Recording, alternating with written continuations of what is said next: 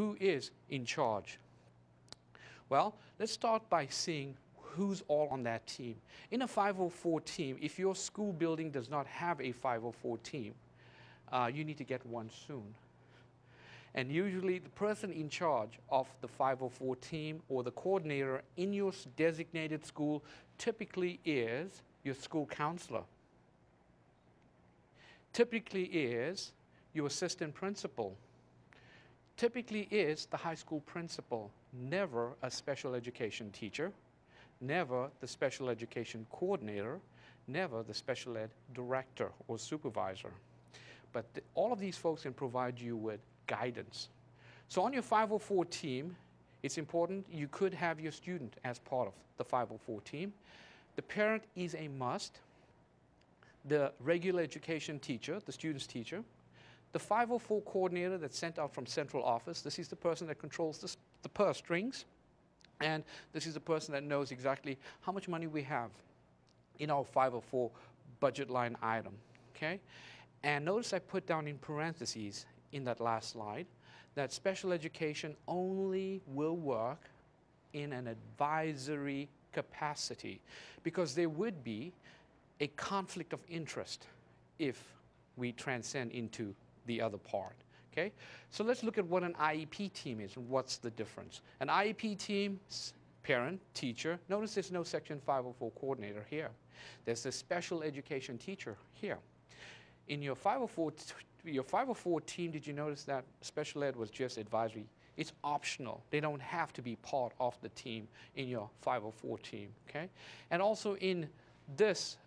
In your IEP team, we also have related service providers. An example of a related service provider is a speech and language clinician, an occupational therapist, okay, a music therapist. Now, for you to successfully provide the services, for example, for Robert, or for the student who almost died, we need to have had a process in place. The process is very simple. We have to find a way to identify the students in question. Then we need to have specific mechanisms in place. Who's going to be doing the intervention? What is the intervention? Do we outsource the intervention? Can our service providers within the school, do we have the building capacity to provide the services to meet the unique needs of that particular student needing 504 services? We also need to have what is called a monitoring plan. How do we monitor this 504 plan? When do we stop the plan? How do we stop the plan? Is there a form that we fill out to exit a student? Yes. There is a formal process to exit a student from a 504 plan. We'll talk about that as well. There should also be a referral process. How do you get services in your school system? There should be a form in your school system. You should usually contact your central offices, and it should probably be maybe from your student services director in your county school system, and they would fill this out, and the process begins. Okay? You need to know 504 is not an education law. IDEA or IDEIA or PL 94-142, that's an education law. But 504 has a lot to do with civil rights. It is a civil rights law enacted 1973. It was designed to meet the criteria so that we can protect children. It actually has, it states very specifically that in order to qualify, a child or a student must have a physical or mental impairment. I want you to underline that in your handout. That's the most important. Those are your key words, your peg words that define what 504 looks like and feels like. It has to satisfy that it must be something related to a physical or a mental impairment. And the second part, put this in a block. It says substantially limits one or more major life activities. Major life activities. So the question right now viewers, East, West, and Middle Tennessee, you must be asking, so Dr. Khan, what is a major life activity? Well, I'm actually doing one right now. Yes, I'm walking, I'm breathing. Okay? That's just two examples, and I'm going to give you a list of what a major life activity is. Or they are regarded as having such an impairment. Okay? So what is it? Let's list these. Autumn, could you read them out, read out the first one? Walking. Dorian? Seeing. Antoinette? Hearing. Kelly? Speaking. Cheryl? Learning. Nicole? Breathing. Tyrell? Working. Any more? Yes, Brittany. Caring for oneself. Caring for oneself and performing manual tasks. This comes straight from the 504 law, the civil law. Any one of these that has this type of impact on a major life activity, we have to provide the support service or the 504 plan to be put in place to serve these students. Okay, so you all know what that looks like and feels like. So what are some examples of disabilities that might substantially limit a major life activity? Did you know that someone who has an attention deficit disorder, we can have a 504 plan. They may not qualify for special ed services. We also can have a 504 plan for someone who has chronic asthma, diabetes, severe allergies, cancer, physical disabilities, or temporary disabilities. What's an example, anyone, of a temporary disability? A temporary disability. Can you give me an example? Maybe breaking their legs. Thank you, Nicole. Someone fractured the leg? Yeah. That would be a temporary disability because it's going to be a healing process.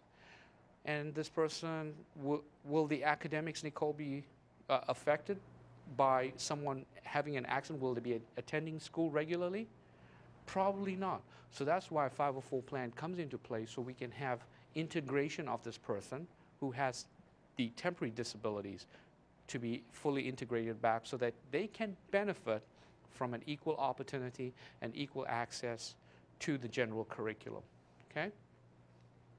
All right, I'm going to tell you a story about the chronic asthma. When I was a phy ed teacher, how many of you know I was a phy ed teacher? Yeah, I was a physical education teacher once. And yes, this person had an inhaler. And what we did for her, basically, we provided her with frequent breaks. It was written into the 504 plan. Okay, we also did not get her to run the extra mile. We did not get her to do 20 push-ups, rather than we would do 5. So you can adapt and modify for these students, but you should not remove them completely from the program. So what you're doing is you're adapting and you're accommodating. And that's why my presentation title today is to accommodate or not to accommodate. And we'll talk about that. So who decides if a student meets the 504 criteria? Well, you as a school team that you have formulated will have to conduct an evaluation, a global evaluation about whether the student will qualify.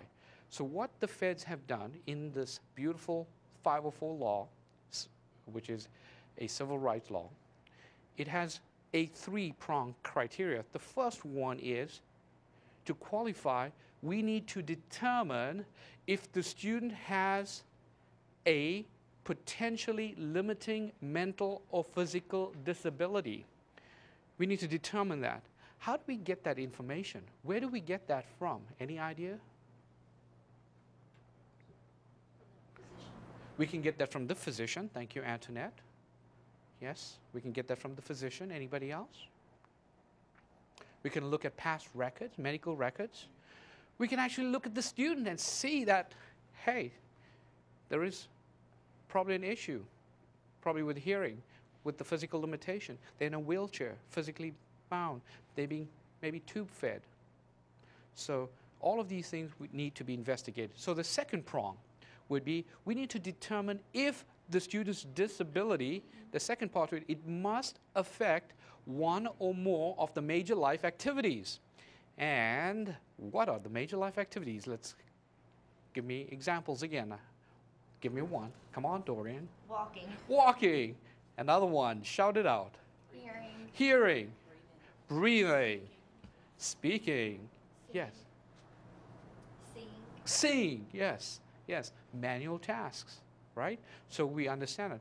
And the third prong for satisfaction, according to this, the 504 law, is that we need to determine if the student's physical and mental impairment substantially limits a major life activity. The first one was impairs. The second one limits it. It has to. We have to show it limits it, that they are affected completely by this. Okay. Moving right along. Here are some examples of where you can find strategies that are going to be of benefit. Well, the first thing you could do, and these are just very simple, generic strategies. Did you know, Dorian, you could provide additional time for homework, assignments? Can you do that? Sure.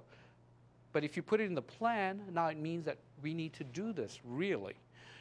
Can we change the way our tests are given? What are some ways that we could do in changing our tests? What are some ways? How can we change the way we give tests? Do a read aloud. We can do a read aloud test. What are other ways of doing a test? Maybe allow them to do it on a computer. Maybe allowing them to take this on a computer. Thank you, Nicole.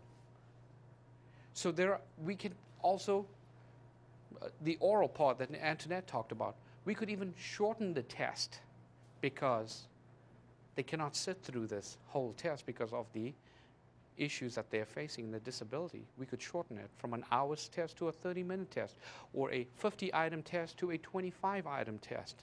Can we do that? Yes, but we must document that, and it must become part of the 504 plan. Okay? We can also get the student to sit in front of a class. For example, someone might be having a hearing impairment, or someone that might be ADD or ADHD, okay, that need the supervision and the proximity control of the student. So we can have that arrangement. In a 504 plan, if someone has an issue with behavior, for example, a conduct disorder or an emotional disturbance, we can create a behavior support plan. And again, remember, we're not talking special education services here. We're talking 504 services, okay? The next piece, the 504 plans, here are some general rules that you should consider. Incorporate teacher expertise and available regular ed resources. There are so much of resources in your school, so you have to find creative, innovative ways to tap into those resources. The second part of it, it must be reasonable. Okay? It must not bring any undue burden to the school system. An example of that would be if you're in a high school and the student has a temporary disability, they cannot walk, and you do not have a clear pathway to get to the third floor on your high school, by simply moving the class and scheduling it as a ground class, we've made a reasonable accommodation. That would be reasonable, correct? So what would be unreasonable? Putting in an elevator or breaking down the third floor for one student. But that would be an undue burden. So we need to become creative, resourceful, and we need to think beyond what we can possibly incorporate for the student.